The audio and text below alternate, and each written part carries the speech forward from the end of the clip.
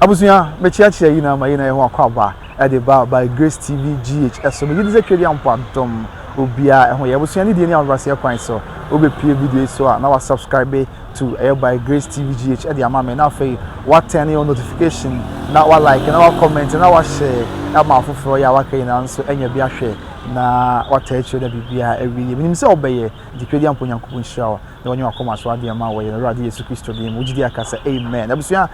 asanteman eni abre asanteman we yim sanse na na makuna de Yiadom na asantema ekwa arehomu ye de nyina emu amanebo esom ye ne ahwefo ene day na bibia enso awieye ntinei yebusuwa ya yesua de de fa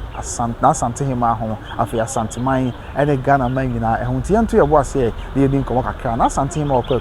de ho asem kakra ne se ye beto ye bo ase ne din nyina ho komo na bibia enso awieye ntimehia ase a na makuna de Yiadom na asantema ya ene day ya na no de atudwa enra na no tudwa e wo menhia kotokofie asanteman council kotokunhia mu se okwa no din ya ye wo no ye de eto no na amakuna du ene din ya ye de eto no na do na so efre no won say this way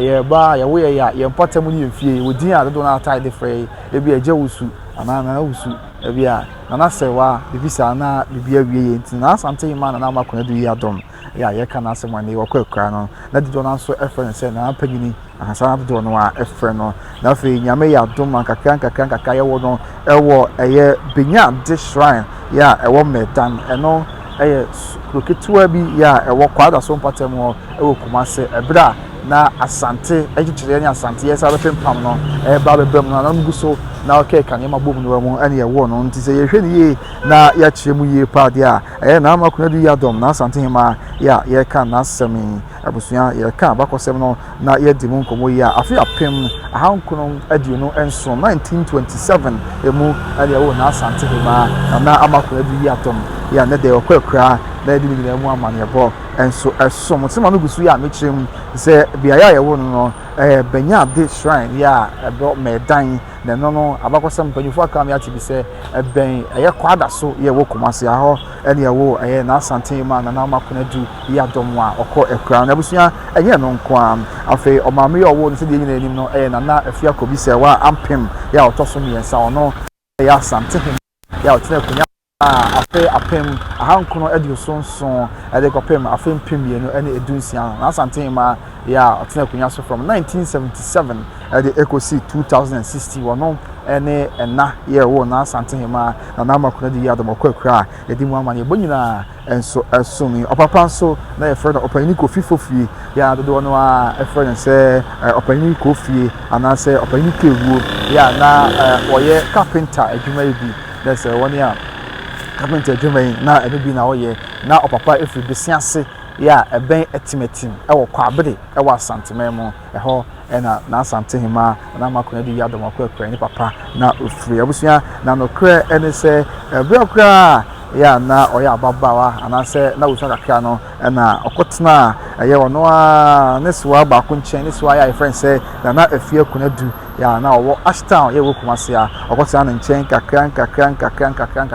na wonse kane no na ye nye basabasa se ne ya kwada ketua etimi fa afro ni ade nti na Konadu Yiadom na asantema puberty right bragwe na nom de ne femo a pipia ewieye ansa na chiri one opani kwame boaten ya na oye blacksmith ewo kwabere aduma eho ene ofri oye na etna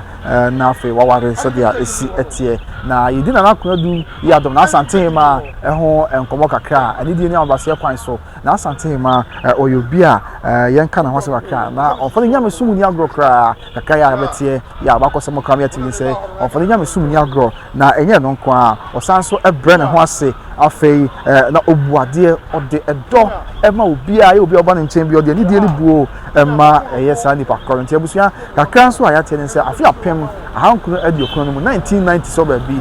na eye kokufri bosomfo enam santene chiame bafo akoto so ehye na asantema ye okwa enkom se dachi bi oba betena asante akunya so se na asantema nti yansa kra na amakuna du Yiadom betena akunya so asantema no na enkom she di kan ya badada eye kokufri bosomfo na this unconscious far ba bafo chiame akoto santene chiame the longest serving linguist ewa asantema mu chiame bafo akoto so they were to just say that chibi na ama Konadu Yiadom ba be asante hima ba betina asante akonya eso say asante nyina ye hima ana no kre say the person kra kan ye tetifo hwehwe ye de wani hu ye no ano na obamu ye anyame Yiadom afempim ye no ene dunsum abamu ma na ama Konadu Yiadom betina akonya so say asante hima afo ye nto so e de mfam asem na enso mo but here catch that say na asante hima on fa na sorry call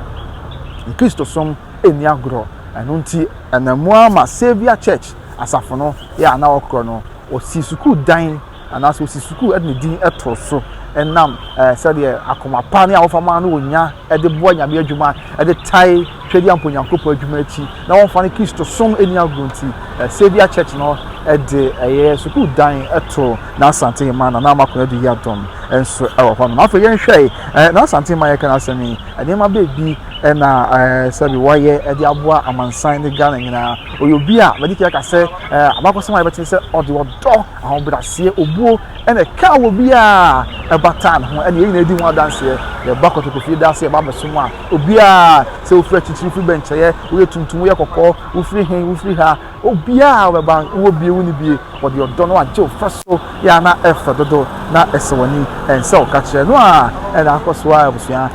ne ode akowo ho a yese nyame se ono anye ne kra na o ma ne baby papa enso entina se de sitie na ASANTEMAN ebre otiase na odi asem wona hemfie no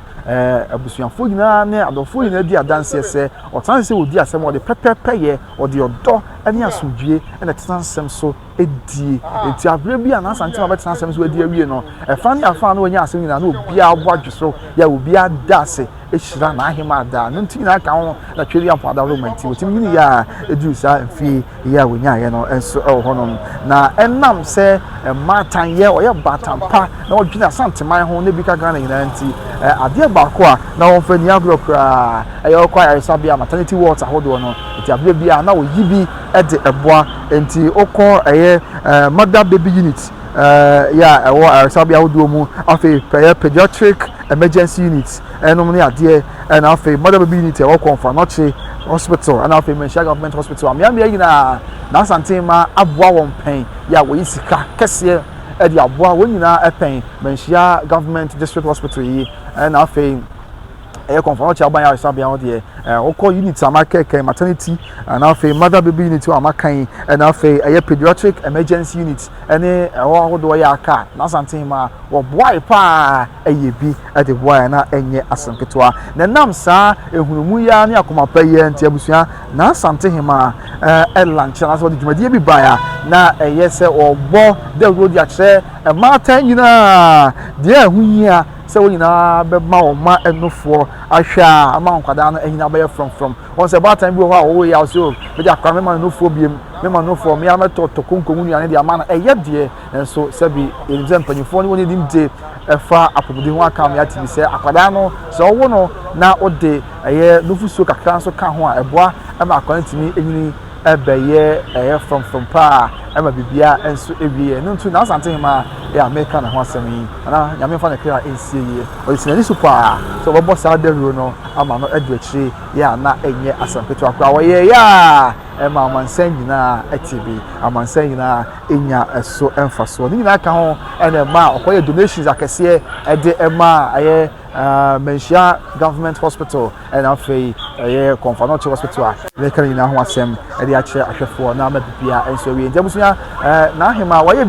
bi pa na se de yewade tu bia no waba be ye bi ne braso ya waka se okona na nom enchant just have na ASANTEMAN ko ekura ya twedi ampa da government bia eda ne kwan asubie kwan so tikakra fa na ASANTEMAN na ama Konadu Yiadom ya otoso miensa ede de abaso mo kai se afempimie no ene edu enson no mu ena na ahema betina kunya so na ya bosome mienu mu de toso ensia 6 February 2017 ena na ahema betina kunya so se ASANTEMAN dan kakra obaye waye na famu die pa ede abo ASANTEMAN na ahema betina kunya so emfinhia no enwotwe na ahema betina kunya so emfinhia enwotwe ena watina kunya so a ede asom ASANTEMAN ena fei Ghana magina enso ewo hono mu a ede mu amane ebo esom no ya fe apema ankono no ensomo e da na ASANTEMAN ye wonu tinese hwemo mfirihia no e de wotwe anase e de okuno enwotwe 98 years na ahema enyaye e wa atiasefo asasi so ya edini na so e bakọ ko hene yakọ na bia si ASANTEMAN mu amanhene abremponfo amanhema abrempon ahema adikurufo e mampanyimfo ahenkwafo na bia ka ASANTEMAN ma ene Ghana manyina e sanse na ahema kura ya okọ no e ASANTEMAN nyina ena ade atoye ni yes yewra so desana no wa ASANTEMAN mu nyina eso tina enra ASANTEMAN council emergency putupu de ye course okotokofie na busua na no wa ASANTEMAN mu nyina obia anyi ne ho amfiri mu efiri na no wa ASANTEMAN tam yimu woni a ewo hafu mantam ne mu woni a ewo bunu mantam ne mu woni ewo bunu east mantam ne mu woni ewo oti ena afei eastern woni na eba ya obeda odadi ebe kan yewra ho ma ASANTEMAN hye woni wie ye bro hanye kasa wie ye na ewa no ditu dwa se woni na ekọ na okoma na ahema adehye ye wo ho yakọ ede kafra na ewuse santen yeto ye no na no nyina obi anyi ne ho afrim ASANTEMAN mu ahemfu nyina na efedodo na chesa ASANTEMAN kabo mu no eda so ho efiri bra kredi ampadaro na obi konfo so ede ASANTEMAN ba ye ede besine ya na no adaro ma eda so ho ahodimu pa ya enye kuma na ASANTEMAN ye kana asem okwakwai woni na ASANTEMAN otoso edunan. She is the 14th queen of the ancient Ashanti Kingdom. No, and ASANTEMAN ya otoso edunan ya kai se obedi na afia kobisi wa ampem ade na afia kobisi wa ampem atina kunya so afia apem ahonko ade osun enson ade koya kosi afem pemienu ene edunsiam na afia kobisi wa ampem ya obedi na ade no otina kunya so emfinhia aduasa enkono 39 years and already here as the queen of the Ashanti Kingdom. Tebusuya twedi amponya nkropon enfa na ahema kra ensieye na oma na ahema be papa enten se da nkwa ma yegina ye be hia mu ne ne sosoro nyankopon atori so dwom ahye osoro nyankopon di animo nya babusuya yen kai se nyame ya adom a anu ntina otweda no nyame adom a ya wa da ebe na wotwe akoside kosia da ebe kosia da na koside na echi de ya wa da ya eba ene ye na otweda ya yewura ASANTEMAN na no amanhene wa ASANTEMAN nya bemponfo nyina ASANTEMAN nyina na no amanhema abemponhema mapanyufo nya dikufu nyina betena se o manhia kotokofie ha na ahema na otweda no enso akoso se de ASANTEMAN mamre ene amane 21st August 2025 Thursday the year of our Lord and na ASANTEMAN na amakuna di Yiadom toso mi ensa na otweda no bekoso e wo kro bia ASANTE kotoko hene na hemfie ye duru kwa by Grace TV GH mo ba kwa na wusu nyame Yiadom no dom yenkwa na okrai ni ayebeba na yesu kakra ye bitu bia besomo e dia soma bo ASANTEMAN e de Ghana manyina na fe bibia enso awiyi kai se sabre ya na ahema ni hoyi sabi dia to ASANTEMAN nyina ni na no a ebo nkoto de mpa asante akunya ni nim se ayekofo ye abusuafo no ebi kwa abere Kenya ase so ASANTEMAN mu ka kire kwa abere Kenya ase ehene be ma yema yakọ menka ne sa sabi be ma Kenya ase hene afi be ma Kenya ase hema titiro pa so ekokofu man hema enti fikokofu man hema so osagefo muabere yina na yemamu nyina shenten tina kokofu man hema afi kwa abere Kenya ase ehne kwabere Kenya ase hema afi na ASANTEMAN nkonson na ASANTEMAN ni jase hene na na mo ahemfo ya aka ye wona ASANTEMAN ahemfie wonyina en shedden men kan sa na ebin ka ASANTEMAN egina na bibia enso ewie ne na say wa ASANTEMAN munti na yetini yewura ti yewura shedden a na bia kan na no adehye ene yewura no matin kunya so ASANTEMAN na ne yen sabi enkwafo ne nkwada yenya kwanya na yesum ewo menhia kotokofie enso onti nyame yadom na twedi amponya nkropon ete ye kwa echeye ne a de be film oba bia fa na ASANTEMAN ho ye beba ye de abesom ka si yasum Ghana manyina na sabre ya na ASANTEMAN kwekwe de na ASANTEMAN ade ye kakai enkodia obekodi ama ASANTEMAN ne pa ya waba ye de ama ASANTEMAN ne woni ho na mansegina enso ebonidin obusuamedin ade kwabena wusu me da se pa sa ojebre na ohwe me kai se obi trading enterprise ebo Yiadom ene adontin pa obi trading enterprise ebo Yiadom ene adontin to obi trading enterprise me kan che se ene wiase ayewe ade bia ohia fantade empabo perfume ho de mesro enfo ni nkire ba bia se obi trading enterprise nti atade bia ohia bia perfume bia ohia bia empabo bia ohia bia tutumika de call obi perfumes and boutique ye wo Kumasi South Central Junction obi perfume and boutique Kumasi South Central Junction na kwaje wodi e enso e ho no wetimi afre obi perfume and boutique I say opoku buache na etwa so obi e wo 0530994553 0530994553 no ya Ghana ha na ba wa kontum so e na pesa wo GB omo obusuafo GB wo Ghana ha de bre wa anase mpo wo kontum pesa wo obusuafo GB e wo Ghana ha wetimi afre wo no a e wo +4477386670309 ebusia we dey dey kwapona we so bre pa me be hia nyame ka ho makra bye bye.